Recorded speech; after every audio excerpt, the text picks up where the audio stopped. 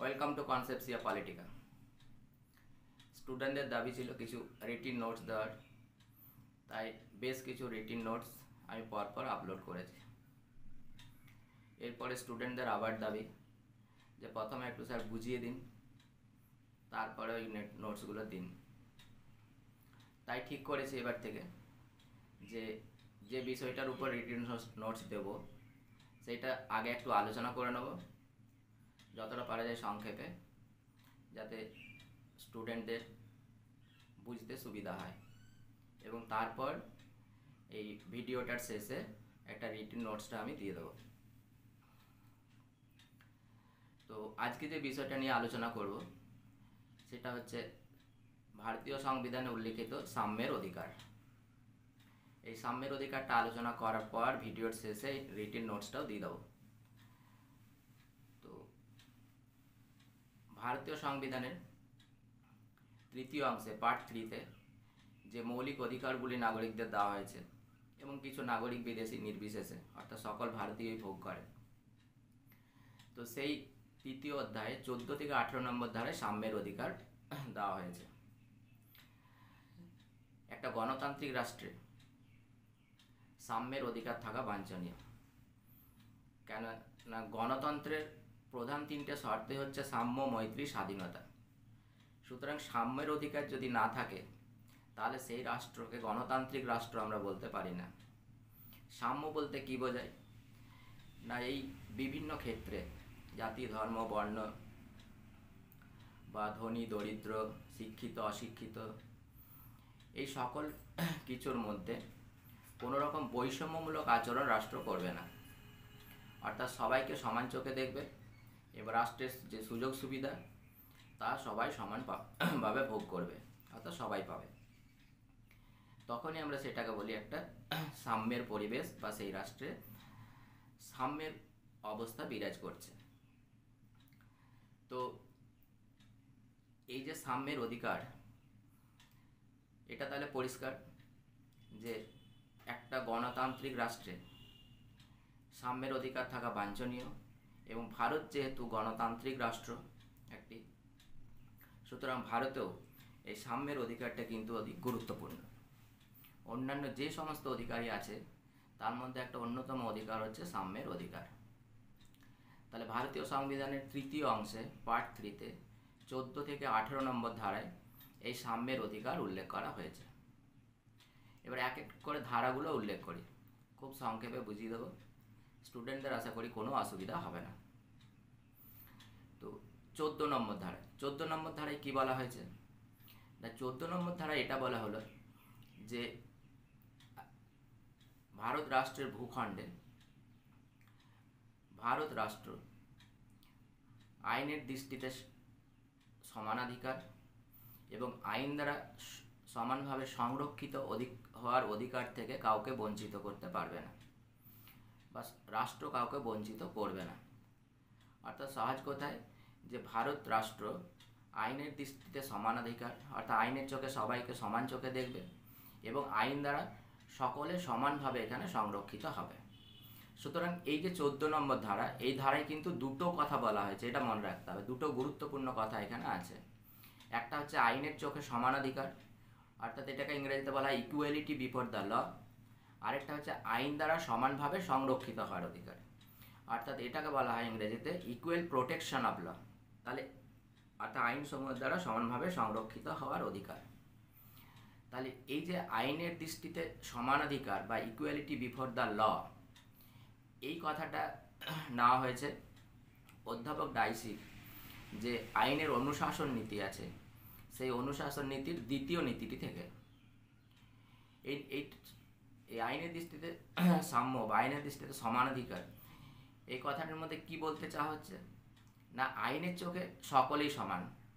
এক্ষেত্রে রাষ্ট্র কিন্তু কাউকে কোনো রকম বৈষম্যমূলক দৃষ্টিতে দেখবে না।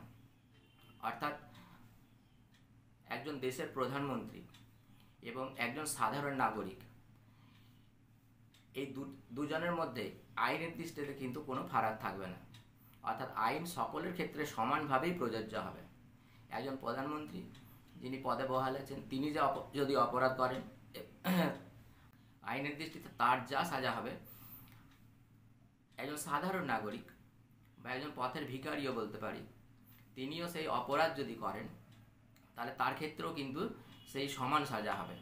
এক্ষেত্রে আইনের ক্ষেত্রে কোনো রকম বৈষম্যমূলক আচরণ করা হবে না। তাহলে এই যে ইকুয়ালিটি বিফোর দ্য ল, আইনের চোখে সকলেই সমান, এই কথাটার মধ্যে এইটাই বলতে চাওয়া হলো যে ব্যক্তি বিশেষে কোনো রকম পার্থক্য করা হবে না আইনের দৃষ্টিতে, আইন সবাইকে সমান চোখে দেখবে।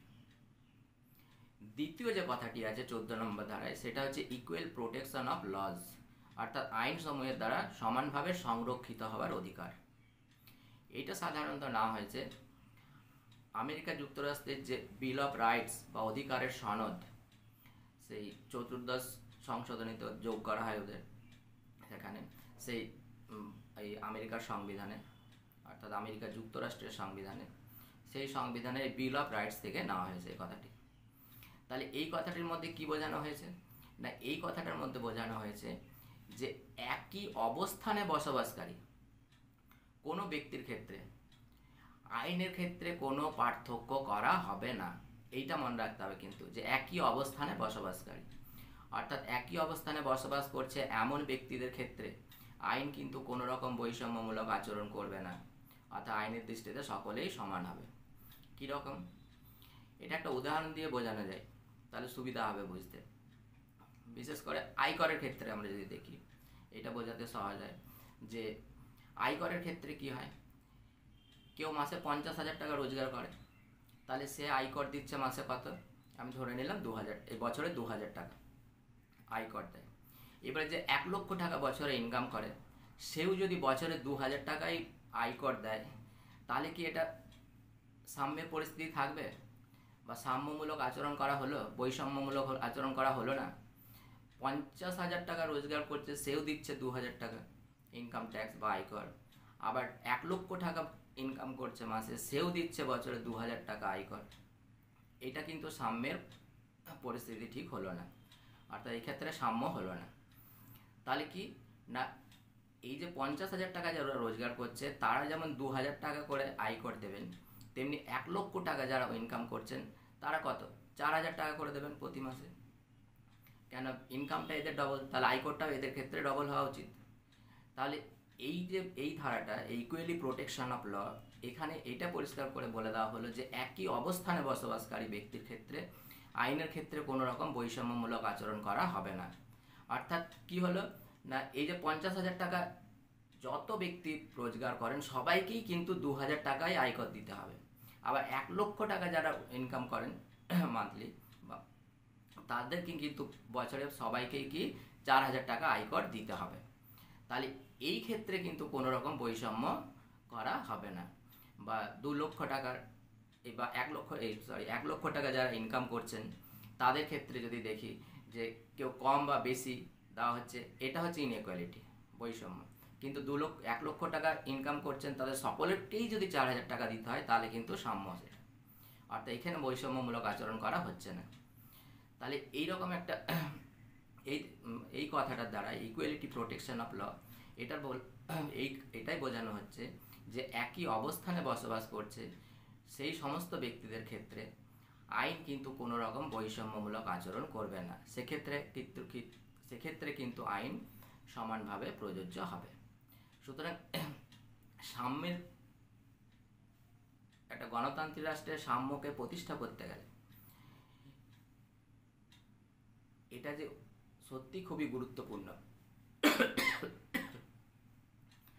অর্থাৎ একটা গণতান্ত্রিক রাষ্ট্রে যদি সাম্যের অধিকারকে প্রতিষ্ঠা করা যায় বা করতে হয়, তাহলে এইটা কিন্তু খুবই গুরুত্বপূর্ণ।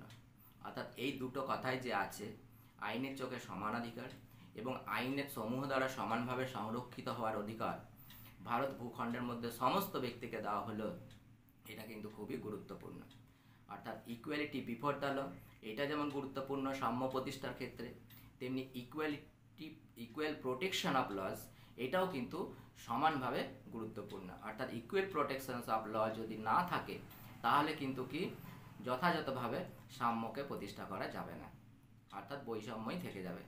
50,000 টাকা রোজগার করছে আর 1,000 টাকা 1 লাখ টাকা রোজগার করছে মাসে, তাদের সবার ক্ষেত্রে যদি সমান হয়ে যায় একই রকম যে আয়কর 2,000 টাকায় দিতে হবে, তাহলে এটা হচ্ছে বৈষম্য। এই বৈষম্যকে দূর করার জন্যেই এই কথাটির মধ্যে এটাই বোঝানো হলো যে একই অবস্থানে যারা বসবাস করছে, অর্থাৎ যারা সকলে 50,000 টাকা রোজগার করছে বা যারা সকলে 1 লক্ষ টাকা রোজগার করছে, তাদের সকলের ক্ষেত্রে কোনো বৈষম্য আচরণ করা হবে না। 1 লক্ষ টাকা যারা ইনকাম করছে তারা সকলে 4,000 টাকা আয়কর দেবেন, আবার 50,000 টাকা যারা রোজগার করছেন তারা সকলে 2,000 টাকা আয়কর দেবেন।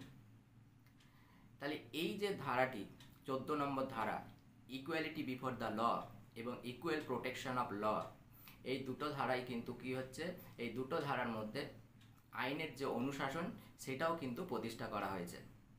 অর্থাৎ একটা রাষ্ট্রে আইনের অনুশাসন থাকবে, একটা গণতান্ত্রিক রাষ্ট্রে এটাই কাম্য, মানুষ আশা করে এটা, এবং আইন সবাইকে সমান চোখে দেখবে, আইনের ক্ষেত্রে কোনো রকম ভেদাভেদ থাকবে না, এটাই কাম্য। এবং এটাকেই এনশিওর করা হয়েছে, সুনিশ্চিত করা হয়েছে এই ধারাটির মাধ্যমে। তবে 14 নম্বর ধারায় কিছু ব্যতিক্রম আছে, যেমন রাষ্ট্রপতি বা রাজ্যপাল যখন তারা স্বপদে বহাল থাকেন, অর্থাৎ একজন রাষ্ট্রপতি যখন রাষ্ট্রপতি হিসাবে আছেন বা একজন রাজ্যপাল যখন রাজ্যপাল হিসাবে আছেন, তখন তাদের মধ্যে তাদের বিরুদ্ধে কোনো রকম ফৌজদারি মামলা দায়ের করা যায় না। আবার দেওয়ানি মামলা জারি করার ক্ষেত্রেও কি না 2 মাস আগে কিন্তু নোটিশ দিতে হয়, তবেই কিন্তু জারি করা যায়। আর দ্বিতীয়ত হচ্ছে কি না, এই রাষ্ট্রপতি এবং রাজ্যপাল তারা যখন স্বপদে বহাল আছেন এবং স্বপদে বহাল থাকাকালীন যে সমস্ত কাজকর্ম করছেন, সেই সমস্ত কাজকর্মের জন্য কিন্তু তাদেরকে কোনো রকম আদালতের কাছে জবাবদিহি করতে হয় না। অর্থাৎ আদালতের জবাবদিহির যে এখতিয়ার, সেই এখতিয়ারের বাইরে কিন্তু, অর্থাৎ তারা যা করবেন সেটাই ঠিক, এর বিরুদ্ধে কিন্তু কি আদালতে কোনো রকম মামলা করা যায় না, বা রাষ্ট্রপতি বা রাজ্যপালকেও তাদের কাজের জন্য আদালতের কাছে কোনো রকম জবাবদিহি করতে হয় না। এছাড়া বিদেশি যে রাষ্ট্রদূতরা এখানে থাকেন তাদের ক্ষেত্রে এই ধারাটি কিন্তু প্রযোজ্য হয় না।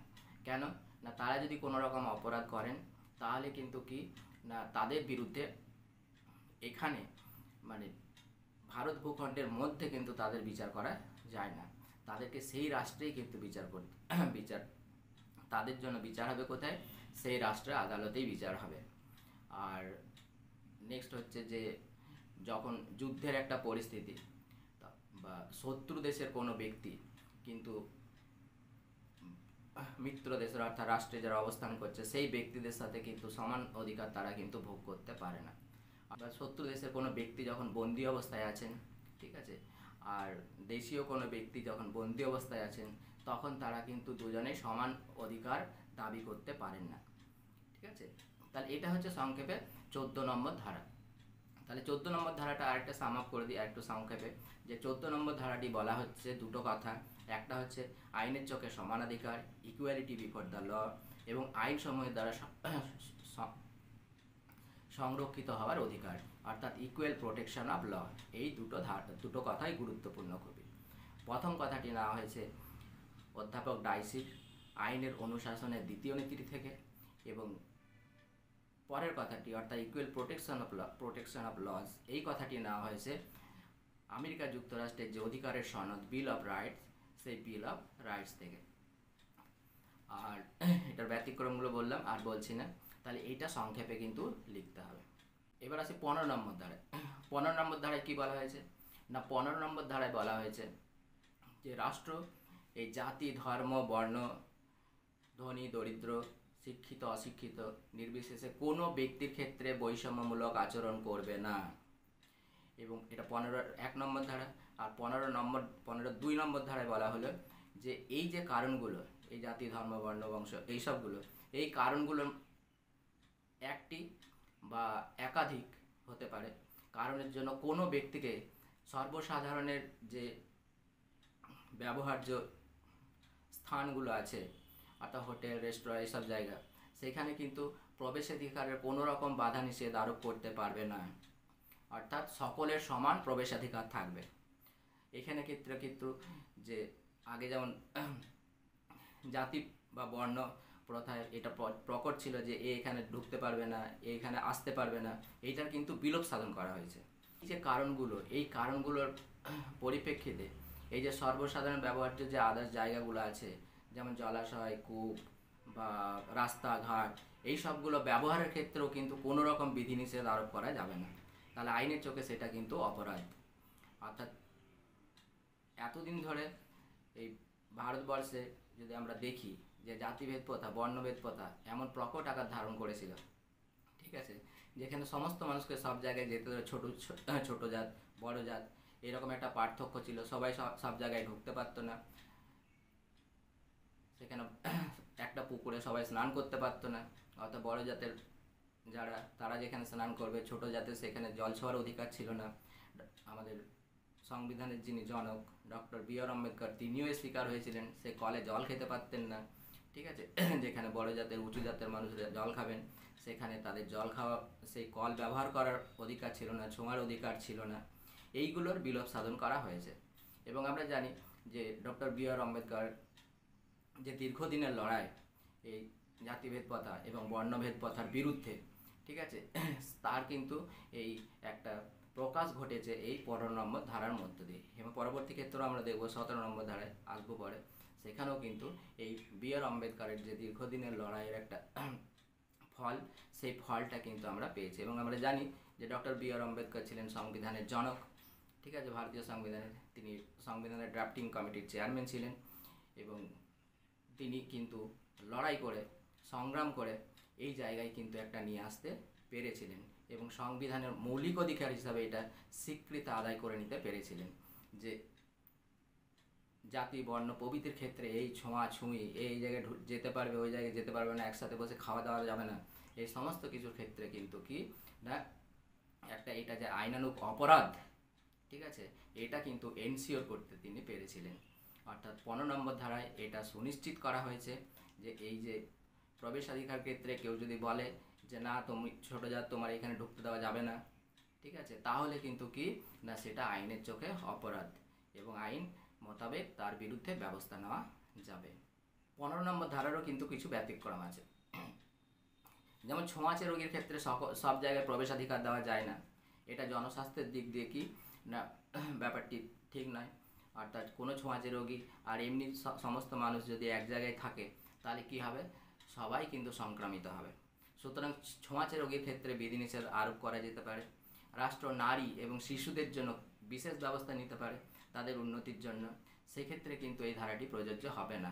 অর্থাৎ তাদের ক্ষেত্রে এগুলো হচ্ছে ব্যতিক্রম, সেটা কিন্তু আইনের দৃষ্টিতে অপরাধ বলে গণ্য হবে না। ধারাটা প্রযোজ্য হবে কিন্তু আইনের দৃষ্টিতে অপরাধ বলে কিন্তু সেটা গণ্য হবে না। তাহলে এই যে ব্যতিক্রমগুলো ছাড়াও আছে যেমন তপশিলি জাতি, উপজাতি বা অনগ্রসর সম্প্রদায়, তাদের উন্নতির জন্য রাষ্ট্র কিন্তু কিছু বিশেষ ব্যবস্থা গ্রহণ করতে পারে, সেটাও কিন্তু আইনের দৃষ্টিতে অপরাধ বলে গণ্য হবে না। এবং সাম্য প্রতিষ্ঠা করতে গেলে প্রকৃত সাম্য প্রতিষ্ঠা করতে গেলে যে এইগুলোর প্রয়োজন আছে, অর্থাৎ কিছু ক্ষেত্রে কিন্তু ব্যতিক্রম যে জরুরি সেটা কিন্তু অস্বীকার করা যায় না। সুতরাং সাম্যের পরিস্থিতিটাকে বা সাম্যের মতো একটা আদর্শকে ঠিকঠাক প্রতিষ্ঠিত করার জন্যই কিন্তু কি করা হয়েছে না এই ব্যতিক্রমগুলো রাখা হয়েছে। নেক্সট হচ্ছে 16 নম্বর ধারা। 16 নম্বর ধারায় সরকারি চাকুরির ক্ষেত্রে বলা হয়েছে, অর্থাৎ সরকারি চাকুরি লাভের ক্ষেত্রে রাষ্ট্র কিন্তু কোনো নাগরিককে বঞ্চিত করবে না। এই বিশেষ কারণগুলোর জন্য, কার জাতি কী, কার ধর্ম কী, কার বর্ণ কী, এইসব ক্ষেত্রে কিন্তু কোনো রকম বিধি পার্থক্য করা হবে না। অর্থাৎ এই সমস্ত ক্ষেত্রে কি না জাতি, ধর্ম, বর্ণ নির্বিশেষে সকলের ক্ষেত্রে সমান অধিকার থাকবে সরকারি চাকুরি লাভের ক্ষেত্রে। এবং এই কারণগুলোর জন্য সবাইকে, কোনো ব্যক্তিকেই কিন্তু কি না সরকারি চাকুরি লাভের থেকে বঞ্চিত করা যাবে না।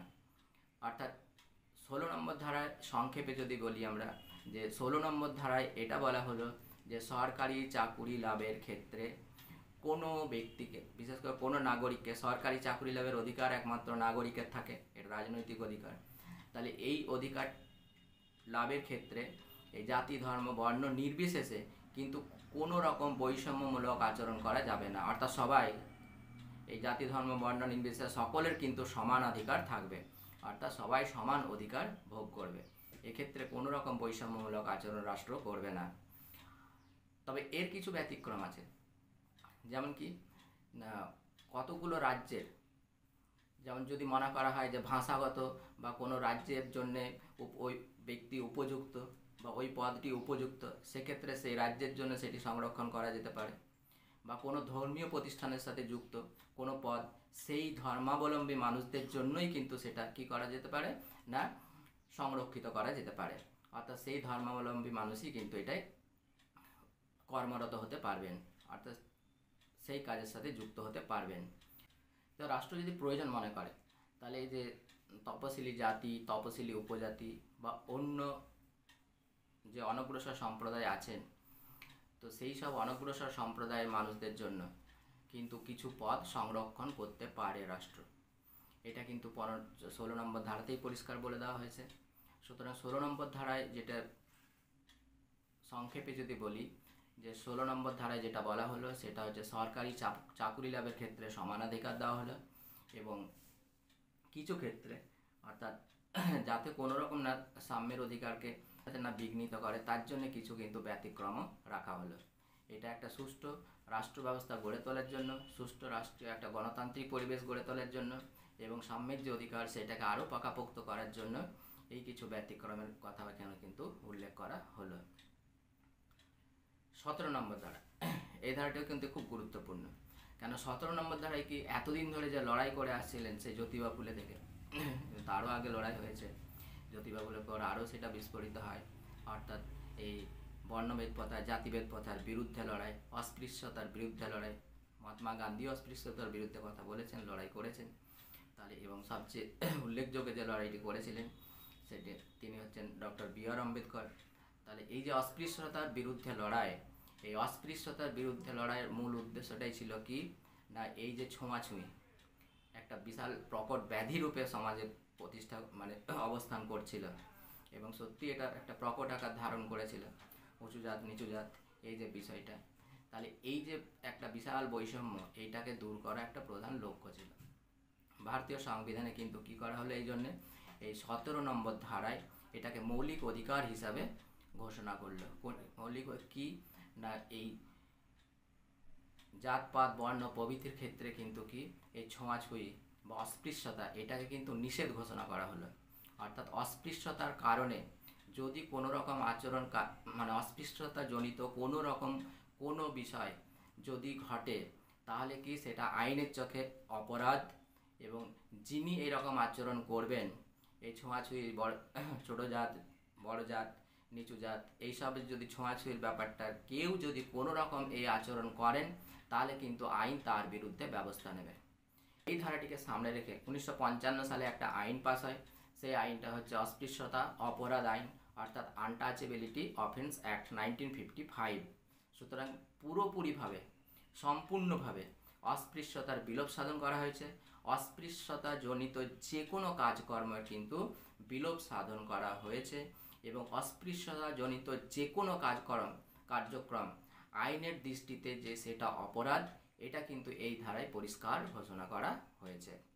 সুতরাং বর্তমানে এটা সবার জেনে রাখা ভালো যে এই ছোঁয়াছুঁয়ি, ঠিক আছে, উঁচু জাত নিচু জাত এই ব্যাপারটি কিন্তু কোনো রকম কেউ যেন অনুশীলন না করেন। যদি করে থাকে তাহলে কি হবে, সেটা আইনের দৃষ্টিতে অপরাধ, এবং তিনি গ্রেপ্তার হতে পারেন। কেন এক্ষেত্রে পার্লামেন্টে আইনও পাস হয়ে গেছে, তিনি গ্রেপ্তার হবেন এবং আইন অনুসারে তার কিন্তু বিচার হবে। এবার আসি 18 নম্বর ধারায়। 18 নম্বর ধারায় আরেকটা যেটা বলা হলো যে বৈষম্যের অবসান করা হয়েছে। সেই বৈষম্যটা কীরকম ছিল, ইংরেজরা আগে কিন্তু বিভিন্ন উপাধি দিত, যেটাকে টাইটেল বলা হয় ইংরেজিতে।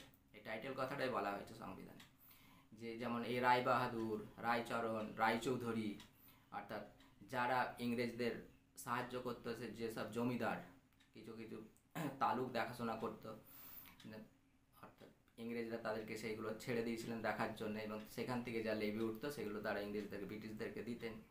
তো এই জন্য তাদেরকে খুশি করার জন্য, যাতে সেইগুলোর মধ্যে জনশৃঙ্খলা ঠিকঠাক থাকে, কোনো বিপ্লব আন্দোলন যাতে না হয়, এবং ব্রিটিশরা যাতে ঠিকঠাক লেভি আদায় করতে পারে সেখান থেকে, তার জন্য তাদেরকে সেই সব জমিদারকে খুশি করার জন্য এইসব উপাধিগুলো দিতেন। এই রায় বাহাদুর, রায়চরণ, রায়চৌধুরী, আরও কিছু কিছু আছে। তো এইগুলো তো তাহলে যেহেতু জমিদারি প্রথার বিলোপ সাধন করা হলো স্বাধীন ভারতে, এবং সংবিধানেও সেটা পরিষ্কারভাবে বলে দেওয়া হলো যে জমিদারি প্রথার বিলোপ সাধন করা হয়েছে, তাহলে সেক্ষেত্রে কি হয়েছে, প্রথম যেটা করা উচিত ছিল সেটা হচ্ছে এই উপাধিটাকে নিষিদ্ধ ঘোষণা করা। সুতরাং 18 নম্বর ধারায় যেটা বলা হলো সেটা হলো এই যে কোনো ধরনের উপাধি গ্রহণ নিষিদ্ধ ঘোষণা করা হলো, অর্থাৎ কোনো ব্যক্তি কোনো রকম এইরকম উপাধি আর গ্রহণ করতে পারবেন না, বা কেউ এই ধরনের উপাধি প্রদান করতে পারবেন না। শুধু দেশের ক্ষেত্রে নয়, কোনো ভারতীয় নাগরিক বিদেশের ক্ষেত্রেও কিন্তু এইরকম উপাধি গ্রহণ করতে পারবেন না। এবং এও বলে দেওয়া হলো যে কোনো ভারতীয় নাগরিক বা ভারতীয় যদি বিদেশে কর্মরত থাকেন এবং সেখান থেকে যদি কোনো উপাধি তিনি পেতে চান, তাহলে কিন্তু ভারতের রাষ্ট্রপতির কিন্তু অনুমতি নিতে হবে। আর দ্বিতীয় আরেকটা কী বলা হলো না, কোনো বিদেশি যদি ভারতীয় রাষ্ট্রে মানে কোনো কাজে লিপ্ত থাকেন, তাকে যদি কোনো বিদেশি বা কোনো বিদেশি রাষ্ট্র, সেই বিদেশি রাষ্ট্র যদি কোনো রকম উপাধি দেন, তাহলেও কিন্তু তাকে রাষ্ট্রপতির অনুমতি নিতে হবে। রাষ্ট্রপতির অনুমতি না নিয়ে কিন্তু তিনি এই উপাধি গ্রহণ করতে পারবেন না।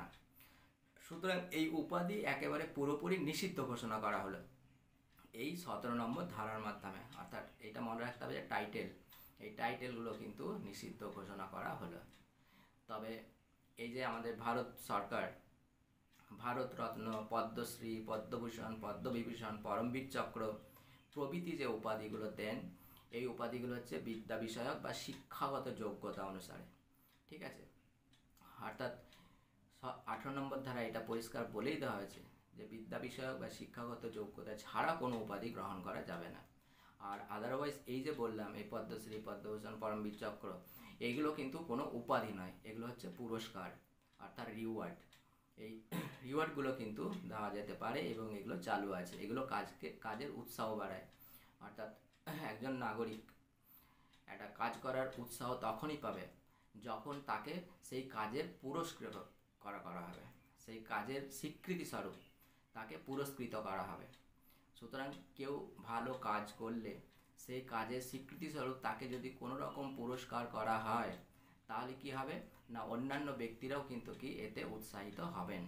এই জন্য এই উপাধিগুলো বলছে এই পুরস্কারগুলো চালু করা।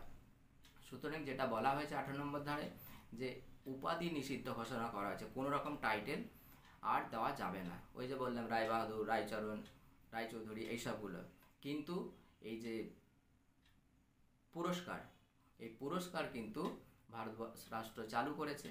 এবং ভারত রাষ্ট্র চালু করেছে এই জন্যে আগেই বললাম যে কাজে উৎসাহ বাড়ানোর জন্য, আরও যাতে ভালো প্রত্যেক ব্যক্তি যাতে এই কাজ করতে উৎসাহিত হন রাষ্ট্রের জন্য, দেশের জন্য, ঠিক আছে, তার জন্যই কিন্তু এই পুরস্কার প্রদানটা চালু হয়েছে।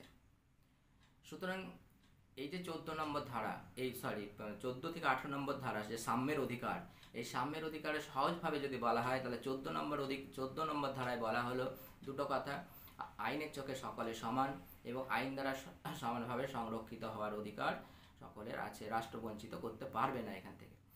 আর এটা 14 নম্বর ধারা। 15 নম্বর ধারায় প্রবেশাধিকারের উপর কোনো রকম বাধা নিষেধের উপর নিষিদ্ধ ঘোষণা করা হলো। অর্থাৎ এই জাতি, বর্ণ, ধর্ম নির্বিশেষে সকলের সর্বক্ষেত্রে, যেটা সর্বসাধারণে ব্যবহার্য জায়গা, সেক্ষেত্রে সকলে কিন্তু প্রবেশাধিকার থাকবে। এটা 15 নম্বর ধারা। 16 নম্বর ধারায় যেটা সংক্ষেপে বলা হচ্ছে সেটা কি না, 16 নম্বর ধারায় সরকারি চাকুরি লাভের ক্ষেত্রে কোনো রকম বঞ্চনা করা যাবে না, অর্থাৎ কোনো রকম বৈষম্যমূলক আচরণ করা যাবে না, এখানেও কিন্তু সকলের সমান অধিকার থাকবে। আর 17 নম্বর ধারায় অস্পৃশ্যতা নিষিদ্ধ করা হয়েছে। অস্পৃশ্যতা বলতে এই ছোঁয়াছুঁয়ির ব্যাপারটা, তাহলে এটাকে নিষিদ্ধ ঘোষণা করা হলো 17 নম্বর ধারা অনুসারে। এবং 18 নম্বর ধারায় কি করা হলো না, 18 নম্বর ধারায় এই উপাধি, এই টাইটেল গ্রহণের উপর নিষেধাজ্ঞা আরোপ করা হলো, অর্থাৎ সেটাকেও নিষিদ্ধ ঘোষণা করা হলো। অর্থাৎ সংবিধান বিশারদ যারা ছিলেন তারা মনে করেছিলেন, এবং সাধারণভাবে আমরাও যদি চিন্তা করি যে এই যে একটা গণতান্ত্রিক রাষ্ট্রের সাম্যকে প্রতিষ্ঠা করতে গেলে, সাম্য ছাড়া তো একটা গণতান্ত্রিক রাষ্ট্র থাকতে পারে না। গণতান্ত্রিক রাষ্ট্রের একটা অন্যতম শর্তই হচ্ছে সাম্য প্রতিষ্ঠা। তা সাম্য প্রতিষ্ঠা করতে গেলে এইগুলোর কিন্তু বিশেষ প্রয়োজন আছে। এইগুলোই কিন্তু 14 থেকে 18 নম্বর ধারায় আমাদের দেওয়া হলো মৌলিক অধিকার হিসাবে। এইবারে যদি আমরা দেখি যে এই যে সাম্যের অধিকার 14 থেকে 18 নম্বর ধারায় দেওয়া হলো, এই সাম্যের অধিকারের যে অধিকারগুলো, সেই সব অধিকারগুলোই হচ্ছে রাজনৈতিক এবং সামাজিক। অর্থাৎ রাজনৈতিক ক্ষেত্রে সাম্য প্রতিষ্ঠা করা হয়েছে এবং সামাজিক ক্ষেত্রে সাম্য প্রতিষ্ঠার কথা বলা হয়েছে। আবার রাজনৈতিক ক্ষেত্রে সাম্যের কথাও যদি আমরা বলি, তাহলে দেখব যে রাজনৈতিক যে অধিকার, তার অন্যতম একটা অধিকার হচ্ছে ভোটাধিকার, অর্থাৎ নির্বাচন করার অধিকার এবং নির্বাচিত হওয়ার অধিকার, অর্থাৎ ভোটে প্রতিনিধি হওয়ার অধিকার। সেই অধিকারটা কিন্তু আবার মৌলিক অধিকার হিসাবে স্বীকৃতি দেওয়া হয়নি। সেটা কোথায় কোথায় দেওয়া হয়েছে? সেটা আমরা পাই 326 নম্বর ধারায়। অর্থাৎ 324 থেকে 329 নম্বর ধারায় পঞ্চদশ যে অধ্যায় পার্ট 15, এই পার্ট 15-এর 324 থেকে 329 নম্বর ধারায় নির্বাচন সংক্রান্ত যে কাজ, নির্বাচন সংক্রান্ত যে বিষয়গুলো উল্লেখ করা হয়েছে, সেখানে নির্বাচন কমিশন আছে এবং সেখানে 325 এবং 326 নম্বর ধারায় এই ভোটাধিকার সম্পর্কে বলা হয়েছে। 325 নম্বর ধারায় বলা হলো যে ভোটাধিকার থেকে এই জাতি, ধর্ম, বর্ণ, শিক্ষিত, অশিক্ষিত, স্ত্রী, পুরুষ নির্বিশেষে কাউকে ভোটাধিকার থেকে বঞ্চিত করা যাবে না। এবং 326 নম্বর ধারায় বলা হলো যে এই কারণগুলোর জন্য এই যে বিষয়গুলো উল্লেখ করা হলো, এর পরিপ্রেক্ষিতে সকলের কিন্তু সমান অধিকার থাকবে ভোট প্রদানের ক্ষেত্রে, প্রতিনিধি মানে নির্বাচনের ক্ষেত্রে এবং নির্বাচিত হওয়ার ক্ষেত্রে। তাহলে এই 326 নম্বর ধারাটিতে আমরা ভোটাধিকার পেলাম এবং ভোটে দাঁড়ানোর অধিকার, অর্থাৎ নির্বাচিত হওয়ার অধিকারও কিন্তু পেলাম। সুতরাং এই ধারাটা কিন্তু মৌলিক অধিকার নয়, সংবিধানের পঞ্চদশ অধ্যায় আছে, আর মৌলিক অধিকারগুলো আছে সংবিধানের 3য় অধ্যায়ে। তাহলে এই অধিকারটাও কিন্তু মৌলিক অধিকার হিসাবে দেওয়া হয় না, প্রধান রাজনৈতিক অধিকারটা। যাই হোক, এই আইনের চোখে সকলে সমান, এই বিশেষ ক্ষেত্রে এই সরকারি চাকুরি লাভের অধিকার, এগুলো সবই রাজনৈতিক অধিকার। এবং বাকি হচ্ছে যে এই অস্পৃশ্যতা দূরীকরণ, তারপরে 15 নম্বর ধারায় যে প্রবেশাধিকারের ক্ষেত্রে সমান অধিকার, এইসব অধিকারগুলো হচ্ছে সামাজিক অধিকার। অর্থাৎ সামাজিক ক্ষেত্রে মানে সামাজিক ক্ষেত্রে যখন জাতি, ধর্ম নির্বিশেষে সকলে সমান অধিকার ভোগ করে, তখন আমরা সেটাকে বলি সামাজিক ক্ষেত্রে সাম্য।